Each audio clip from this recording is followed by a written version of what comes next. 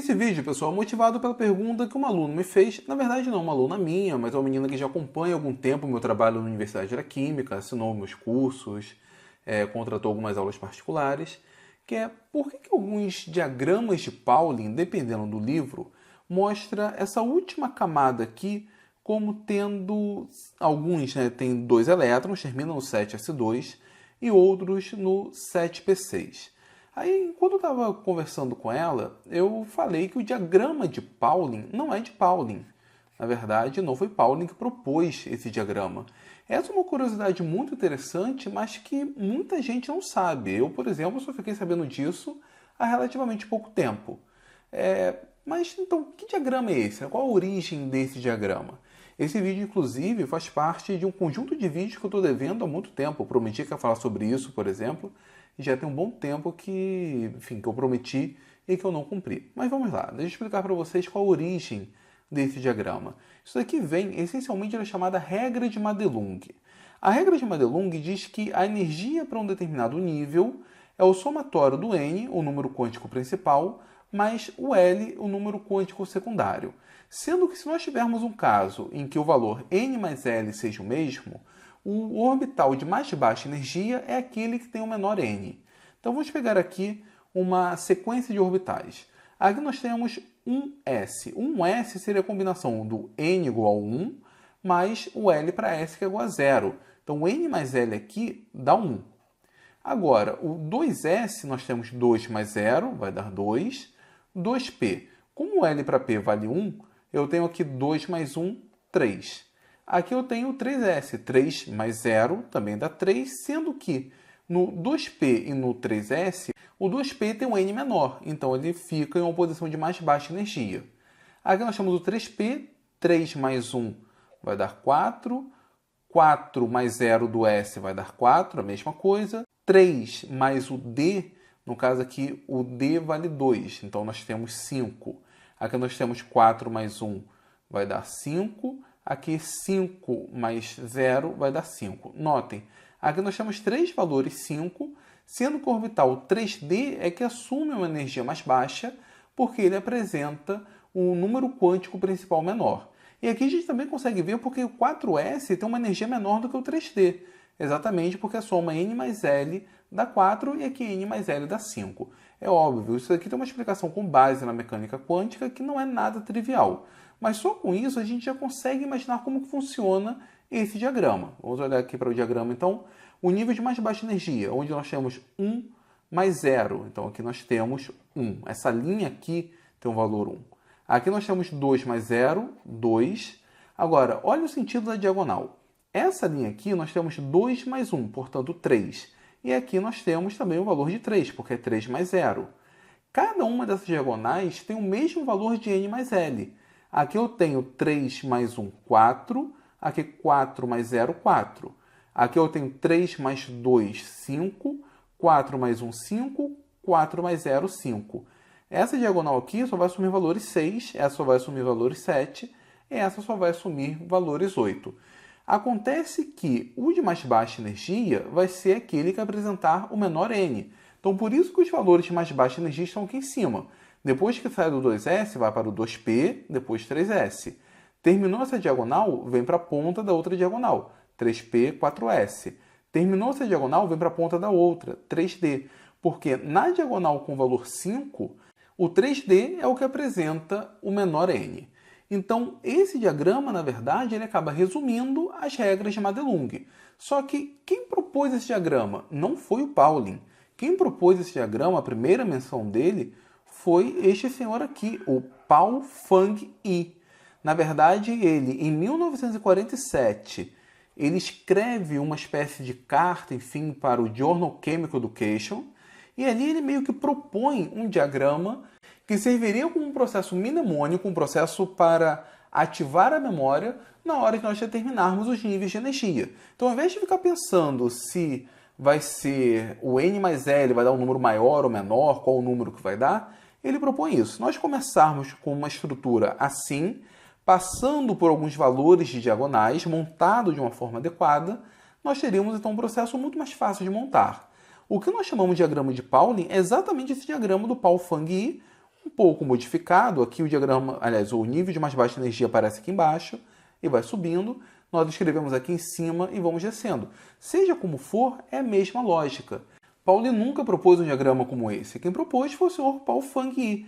Então, isso daqui não tem uma estrutura, vamos dizer assim, acadêmica. Isso aqui é muito mais um processo para memorizar os níveis de energia. Eu encontrei essa informação nesse blog aqui, Estado Fundamental.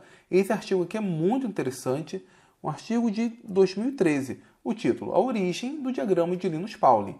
Lá, inclusive, ele mostra a referência desse artigo.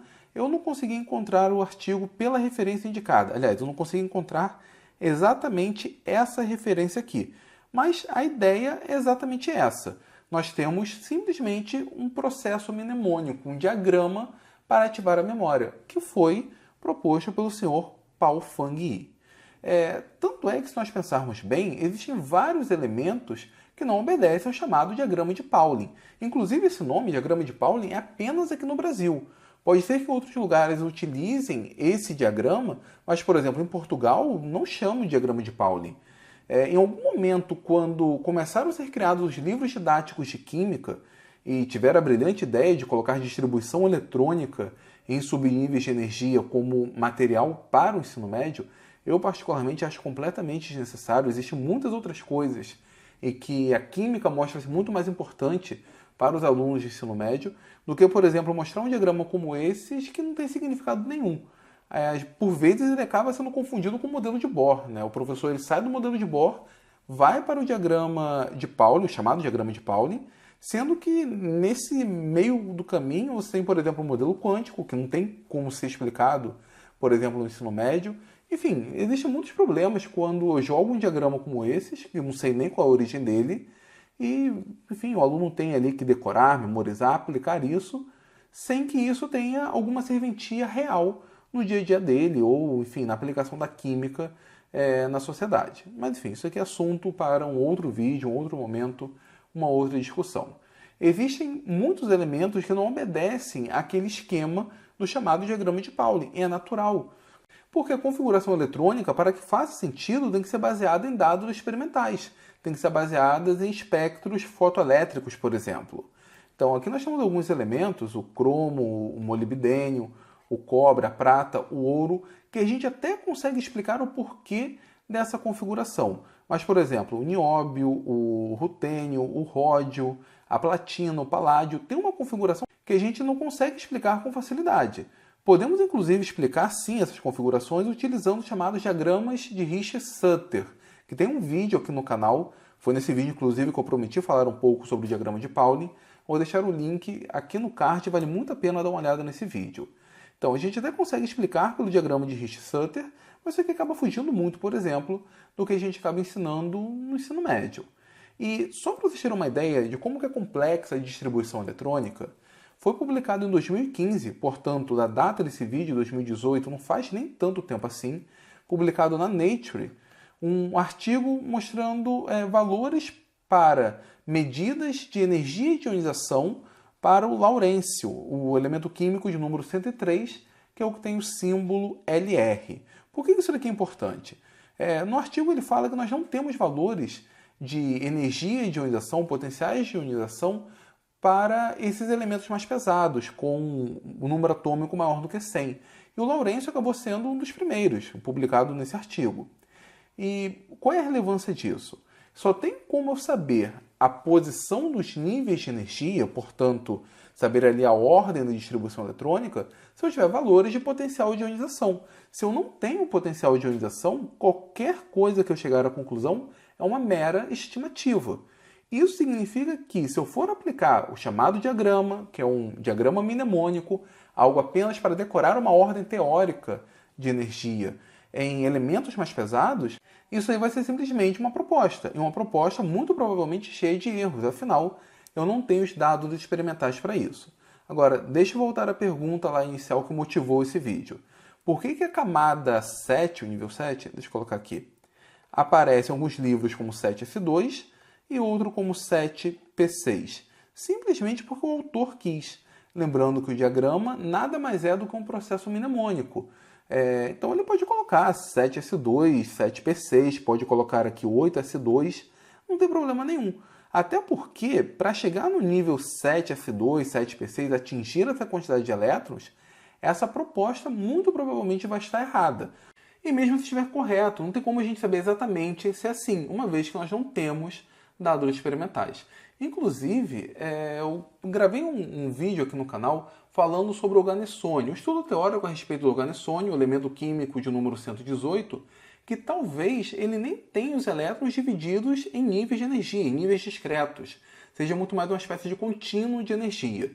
Eu vou deixar o vídeo também aqui no card para vocês darem uma olhada. Então, pessoal, tudo isso que eu falei com vocês nesse vídeo, eu comento lá no meu curso de Química Geral. Eu me preocupo, além de ensinar a parte de química propriamente dita, chamar atenção a esses detalhes e ajudar quem quiser ser meu aluno a tentar expandir a sua visão, abrir a sua mente a assuntos como esses, que eu acho importantíssimo, visto que é ensinado no ensino médio. Então, agora eu vejo vocês. Vocês já conheciam o trabalho, por exemplo, do Paul Fang-Yi? Já sabia, por exemplo, que não era o diagrama de Pauli? Ou conhecia o trabalho do blog Estado Fundamental? Bom, se conheciam, deixe aqui nos comentários. Se não conheciam e acho que eu ajudei de alguma forma, deixe aqui nos comentários também. Se gostaram do vídeo, compartilhe esse vídeo, dê o seu like, se inscreva no Universidade da Química e não se esqueça também de, ao se inscrever, clicar para ativar as notificações.